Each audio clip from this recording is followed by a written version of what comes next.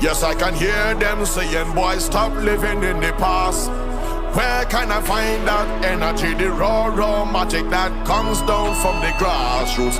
Yes, I'm from a place where soca, the resounding power. You could feel any time, any hour, sunshine or shower. You will feel it anywhere you look, and it read like a story. Good day all. 5369 PC Nicholls in the esteemed presence of Acting ASP Dickson, the current President of the Trinidad and Tobago Police Service Social Welfare Association. Mr. Dickson, how are you, sir? Well, Mr. Colony Eyes, Kevin Nicholls is a real name, right? Yes, sir. But everybody knew it to the Colony Eyes. No, that is the code. Colony Eyes. Colony Eyes is the code. Colony Eyes is the code. Nothing wrong with that. I'm pretty good all things considered, man. Thanks for having me. Nice. Thanks for being here, sir. Mr. Dickson, the election bell has rung both nationally and both internally in the police service, which presents a hype of activity, both externally and internally. What is your thoughts on these things? Well, I think that elections signifies in a democratic society an opportunity for the electorate to come out and either endorse what it is happening or change what they don't see and don't appreciate. It is an opportunity where every single person, once they exercise the franchise rights, they cannot be disappointed with the outcome. So it is a clarion call for persons to come out and do what they have. But specifically, I think that we are here as it relates to the association's election carried for the 30th of June. And from where I sit, I think it is an excellent opportunity in this time for our over 7,000 members to come out and indicate who they would want to represent them. Whether it is someone from that team, my team, our team, or any team, go there and exercise the civic right. All right. Now, this is the first time that the executive will be expanded by 2 positions, and both regular police and SRPs still don't have an idea as to what these 2 additional positions would be. Could you give an explanation on that topic? Excellent question, Mr. Kevin Nicholls. In 2023, September the 20th to be exact, there was a General Council meeting in which it was passed by the General Council that we have an expansion of the executive of the association. Currently, the association has 8 persons, which represents the executive of the association, and they are in fact the president, the vice president, the general secretary, the assistant secretary, the treasurer, 2 trustees, and a first division rep, right? But we have seen a lot of growth in the association over the last decade and beyond. And the growth isn't just within the ranks and file of the regular officers. It also represents our municipal colleagues coming on board, and more so our special reserve officers. So as it is right now, we have in excess of close to 3,000 special reserve officers who are within the ranks and file of the organization. And the association is, based on our records, we are well over 1,200 of them are members of the association. So there will be an expansion to capture that group of persons on the executive in terms of a SRP rep on the executive board who will be pushing and advocating for the issues plaguing and affecting the special reserve. And there will also be a municipal officer who will also be part of the executive pushing and challenging the status quo for municipal representation in terms of the things that they would require at this point in time. So there's an expansion, and this would have only been possible through that General Council meeting, which ensured that the rule book was able to accommodate such an arrangement.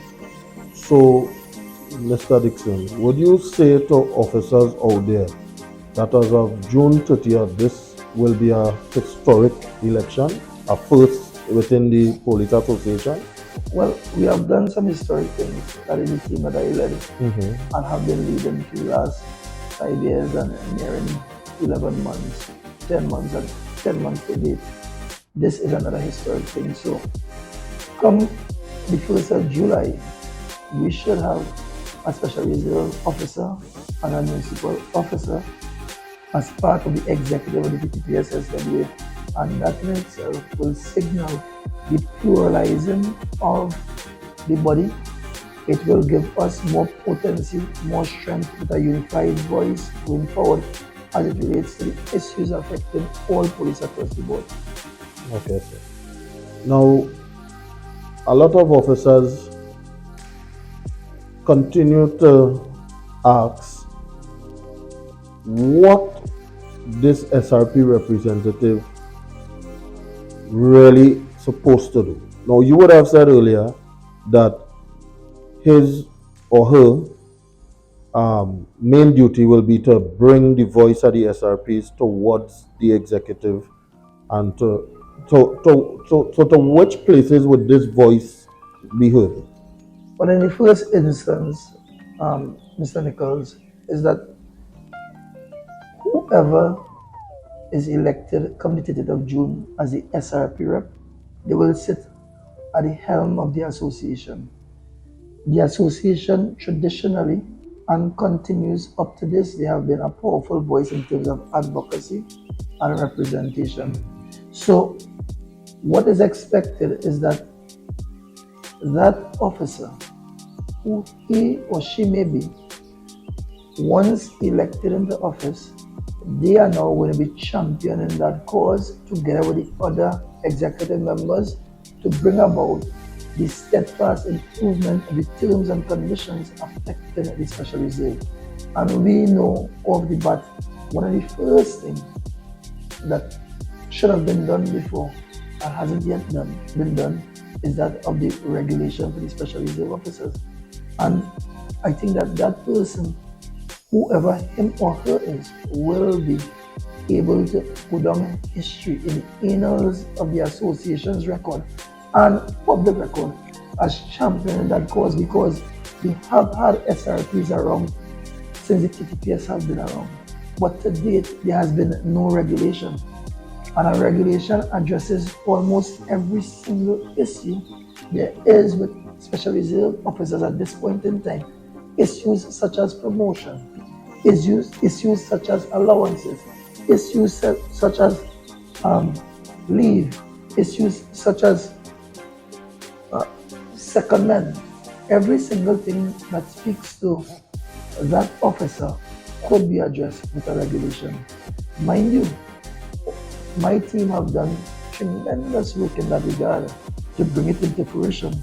However, the regulation could only be done through the Minister of National Security.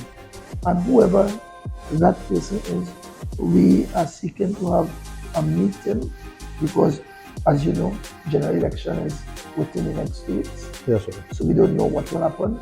And even coming out of that, one of the things that the special reserve rep must be able to do is gather all the necessary support and literature research for us to move that process forward.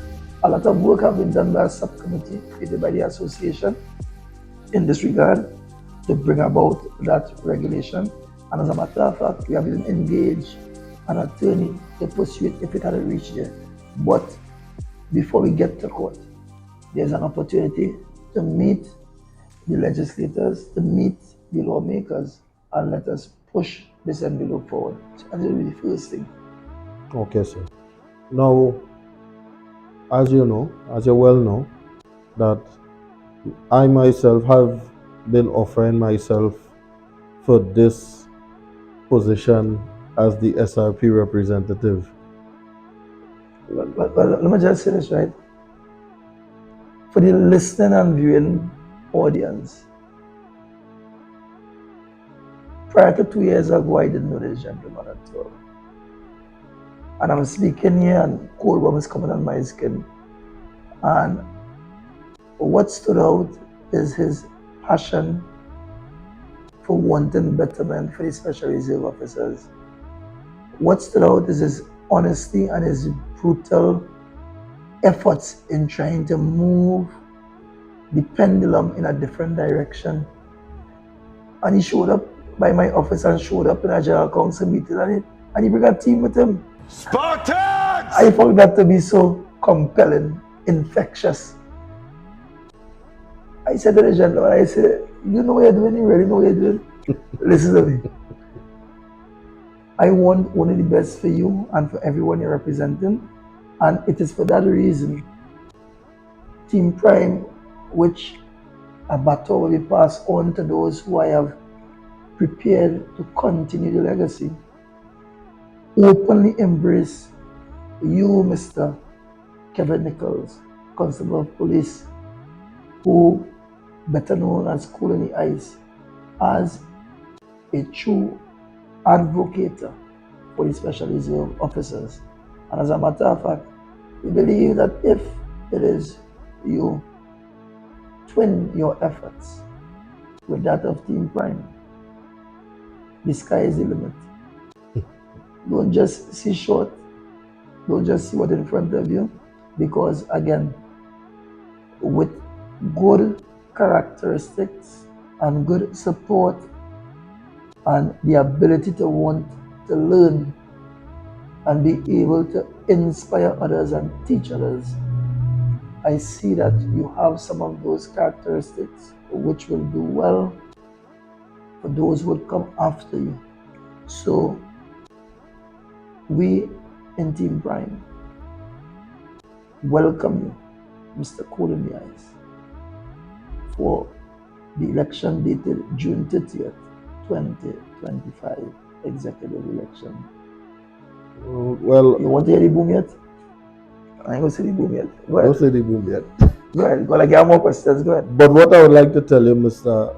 Dickson, is that I appreciate all the encouragement that you have given me in the past year and a half. And as I said, I would have known you, right?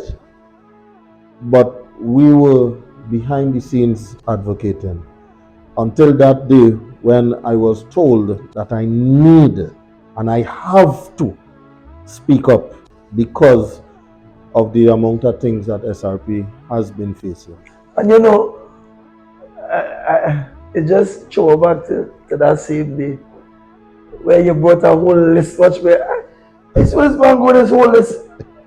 But the truth be told, I also understand that sometimes information and communication has been a serious Achilles tendon in the organization. It's something that we as a body need to be able to do better with.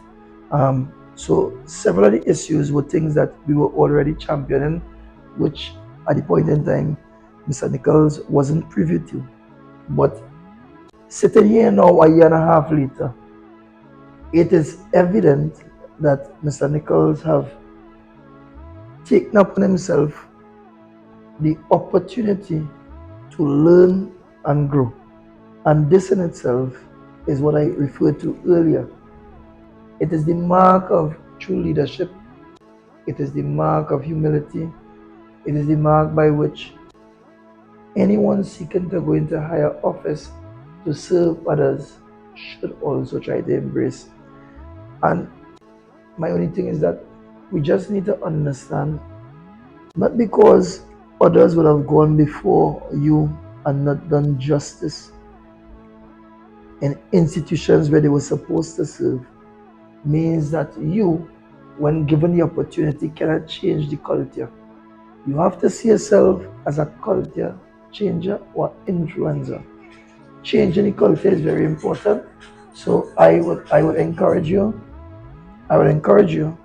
to embrace the opportunity once so given and put your best foot forward together with your team, and the results will be astronomical.